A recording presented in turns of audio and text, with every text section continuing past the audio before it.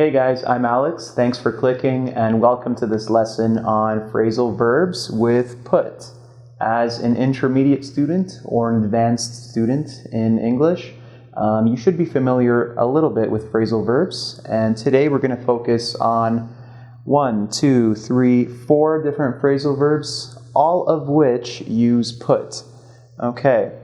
The first one is to put down. Now, put down has two definitions. So if we look at these two sentences, let's see if you can guess what they mean by the context. So the first one is, my boss always puts me down. So let me ask you, do you think your boss gives you compliments in this sentence? No. Do you think your boss criticizes you? Yes. Okay, so if somebody puts you down, it means that they criticize you or they insult you. They say negative things about you. Okay, so if you work for a company and your boss tells you your work is terrible or you're always late and you will never be anything in this company, they put you down, okay? They insult you. They make you feel small, okay? Now, what you might notice about this phrasal verb is that I put me in the middle of it. If you don't know yet, some phrasal verbs in English can be separated. Some of them cannot be separated. This is a separable phrasal verb, which means you can put the subject in the middle of the phrasal verb or at the end of the phrasal verb. Now, the one rule here is that if you put it in the middle, you can put a pronoun. You can put me. You can put him. You can put her. However, you cannot put me, him, her, okay?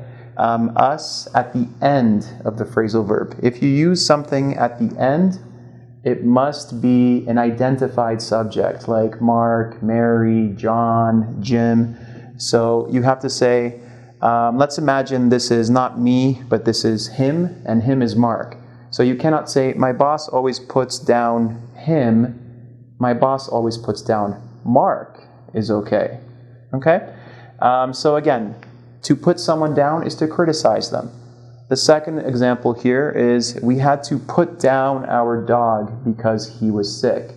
Now, if your dog is very sick, if you have a pet, sometimes this is obviously a really tragic situation, a very serious problem that can happen. It's reality.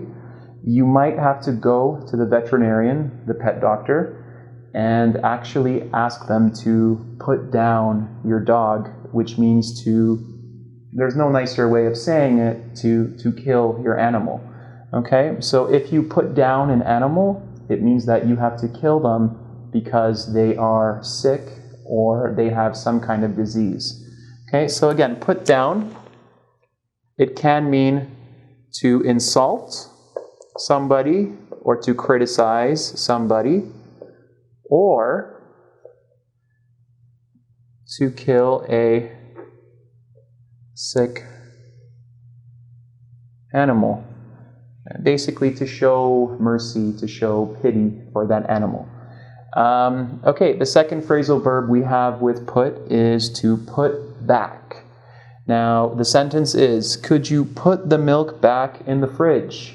So imagine that you live with a roommate and they have milk, they have cereal, they pour milk into the cereal, they leave the milk on the table, okay? So what you want them to do is return the milk to the refrigerator. You want them to put back the milk or put the milk back. Like I said before, this is another separable phrasal verb. Actually, all of the phrasal verbs today can be separated. Okay, so to put something back means to return it to its original location. Okay, to return to the original location.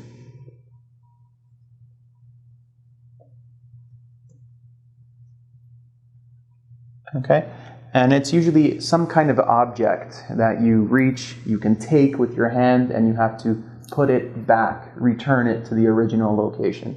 So you can put books back, you can put fruit, vegetables, and food back in the refrigerator.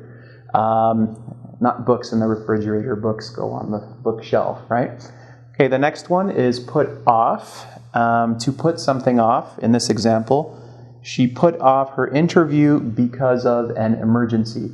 So this woman had an interview at a new company, and she really wanted to go. It was a very important interview for her. However, she had a family emergency. Maybe her sister or someone in her family had a car accident, or they're in the hospital. So she had to call the company and say, I want to put off the interview because I have a family emergency. To put off does not mean 100% to cancel the interview. It means to push it back in time. She will do the interview at a later time. So another word here is to postpone, okay? She wants to postpone or put back. Postponer for you Spanish speakers. My pronunciation of that is probably terrible. Okay, if you don't understand postpone, it means to push back in time.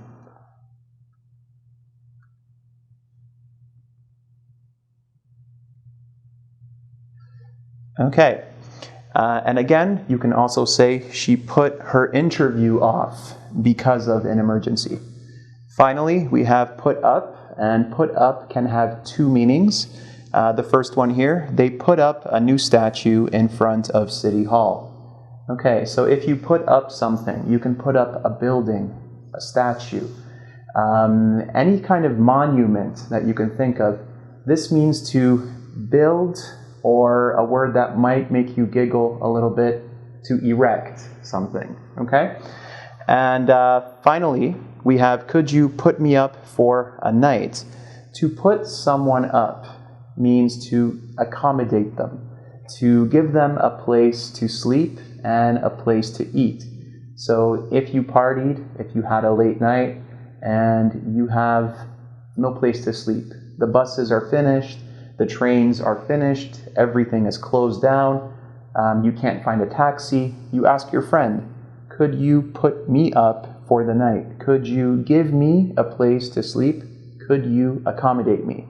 So again, to put up can mean to build or erect, or it can also mean to accommodate. Accommodate. Okay. I'm going to be honest, I am not 100% sure if I spelled it correctly, so check your dictionaries. Maybe you can correct the teacher. I'm pretty sure that's it though. Okay guys, so as a review, to put down means to insult somebody or to kill a sick animal. If you have a pet and they're very sick, they're very old, you have to put them down, or you can put down somebody by saying negative things about them, criticizing them. To put back is to return something to its original location.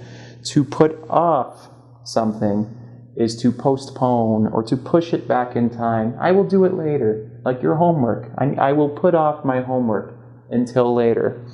And finally, put up is to build something, to erect something, or to accommodate somebody, to give somebody a place to sleep. If you want to test your understanding of these phrasal verbs, and again, remember there are many, many, many phrasal verbs. They're very important in the English language. You can check out the quiz on engvid.com. All right, guys, good luck with this, and take care.